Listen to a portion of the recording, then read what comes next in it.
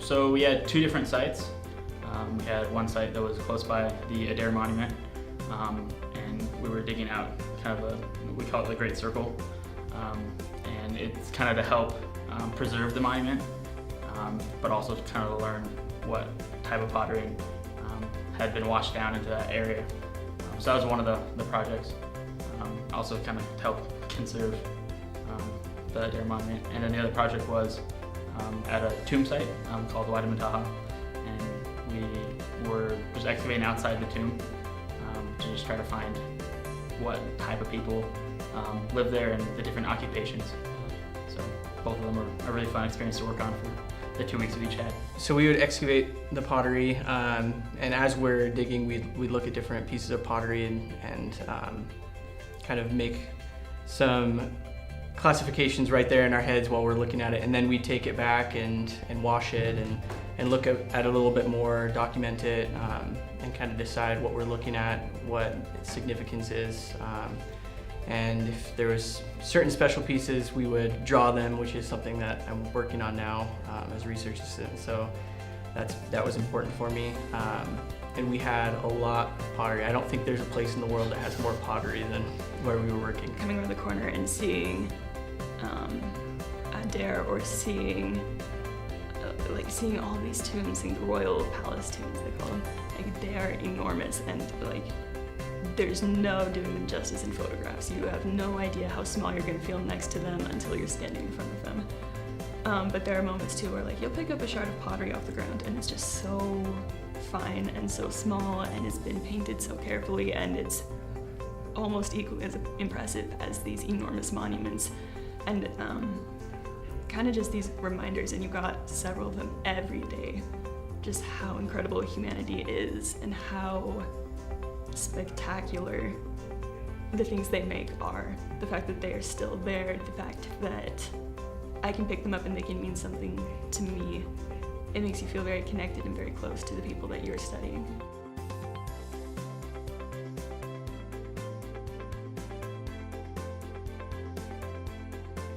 So these pieces are specifically pieces I helped to excavate in the Eastern Cistern up on the Adair Monument.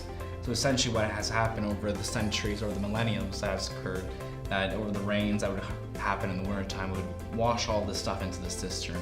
What we're trying to do is clear it out for the Bedouins to use again. What's nice is we have this full arrangement of pottery from different time periods. And what I'm doing is I'm taking different pieces like this, which is like a rim piece, and I draw it, and then I kind of analyze it, and hopefully compare it to other sites to kind of identify like what time period this is coming from. We have different things like spouts with handles, larger handles that are decorated, or we have your regular water jug piece. Just different variety of things that are just kind of an amazing thing for me to kind of be able to study and to analyze, to kind of put into this table of when things occurred.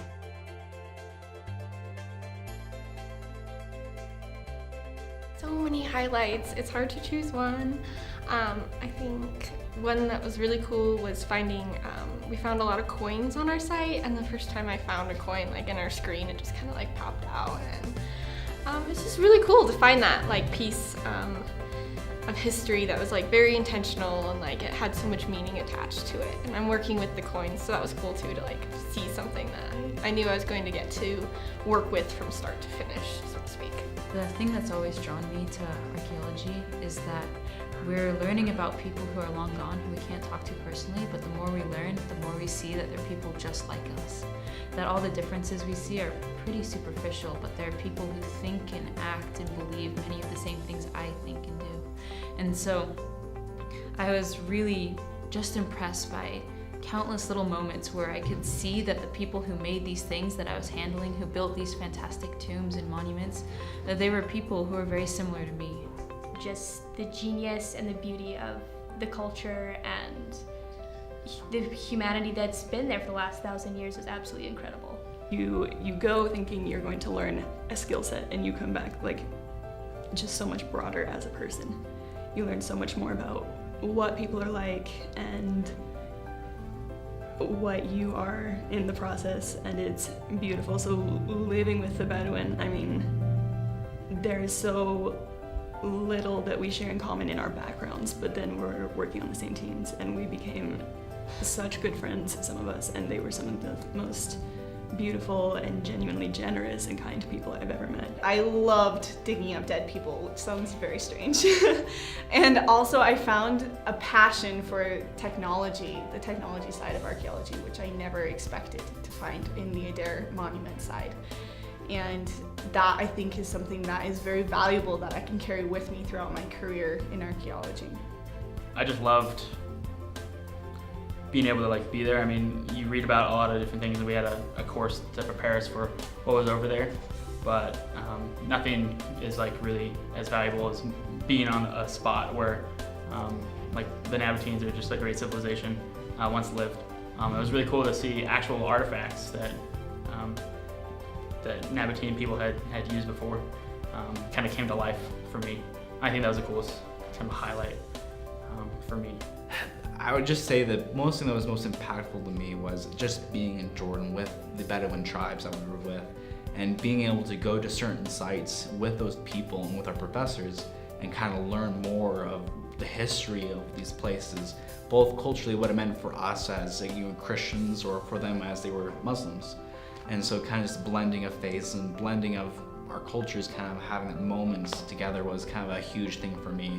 For me, just learning to work with people and to just love the people I worked with, and to really get a background in research and how to research and understand what we're looking at, and just the amazing expertise that everyone, all the leaders and professors had.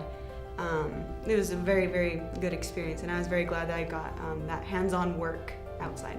Getting to excavate a burial was really fantastic. If I had to pick a highlight, it would be the day that we found a person in this tomb that we were excavating, and just being able to work with that from start to finish, removing that body and all of the grave goods that went along with it, and spreading them out on our table, and getting to examine these bones was really fantastic. There's a lot of history there, and you can just feel it when you go there. And the people, especially in Jordan, were extremely nice, and they just had this simplicity about them that you don't find most places, and I really enjoyed that. We went around to a lot of different sites just to explore a little bit, which was fun.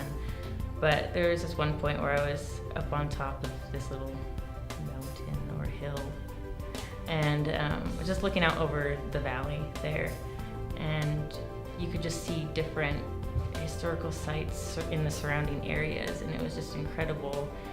And there's just, I don't know if it was a revelation or whatever, but it was just an incredible feeling knowing that I was part of finding the past that was there, and understanding more about the people who once lived there and were living there right now.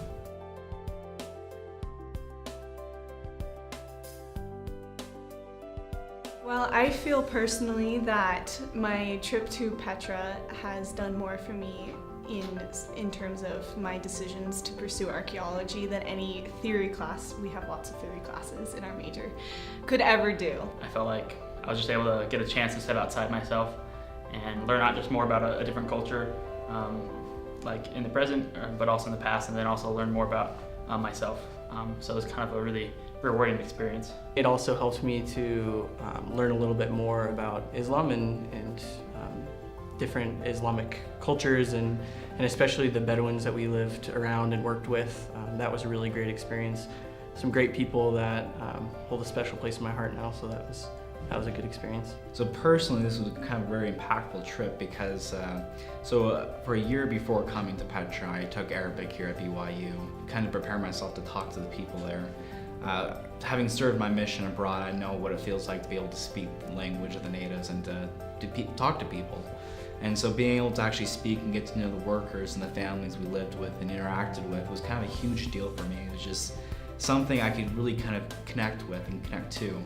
And when I could actually speak to these people, it was something a whole lot more than if I was just being there. Academically, I think Petra is where I really solidified some plans for graduate school. I'd always wanted to go, but I was able to start really thinking about it seriously. And also the amount of preparation that we needed before the trip really impressed me, because we were lucky to work with professors who know a lot about pretty much everything. And it made me realize that when you're in the field, that isn't the time to be learning the things you should already know. You should put in all of this preparation and all of this work beforehand. Professionally, I think it confirmed I want to do something with agriculture and specifically water. Maybe also introducing low-tech water systems in the areas that are suffering with drought. But really, I have been I was waiting for this trip since like 2008, 2009. I decided that I wanted to go into archaeology when I was really, really little. So I started looking at BYU and their study abroad programs for archaeology, and I saw that this trip to Petra was going to be happening probably around the year 2017, and I was like, that's probably the year that I'm going to be going on that field school. So I've been waiting for it for a long time, and it was better than I could have imagined it to be. And on a more academic and professional level, I had been to other digs, been on other archaeological sites, but most of them have been here in the United States. And so it just kind of solidified for me that the regions that I want to study more are in the Middle East. I definitely loved it over there, and it was an incredible place, and I wish everybody could just go there. This year I was able to take a leadership role in a different dig in another part of the world, but I wouldn't have been able to do that without the experiences I had in Petra. There's such a different experience getting to go and be there where the people were, and to have that world come to life in a way that it doesn't out of the book. I want to go into museums, so it was really cool to be on the collecting side of collections and kind of see the process. It really helped me to understand. I'm used to seeing objects after they're in museums, and then you have all these labels and these tags. And it was cool to be on the other side of that and kind of see how that happened. And you get a better knowledge of like what those things mean, and it's just more intimate than working with the collections.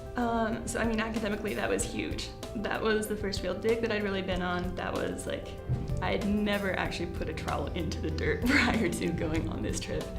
But it was tremendously valuable, not just going and learning, you know, this is how you measure seriation. Like, I worked on 2 different sites that were vastly different when you got on them, with 2 different professors who had different ways of doing things and different data sets that they were looking at, and learning how to adapt and how to get a feel for a site that you're on is something that you can't teach in a classroom.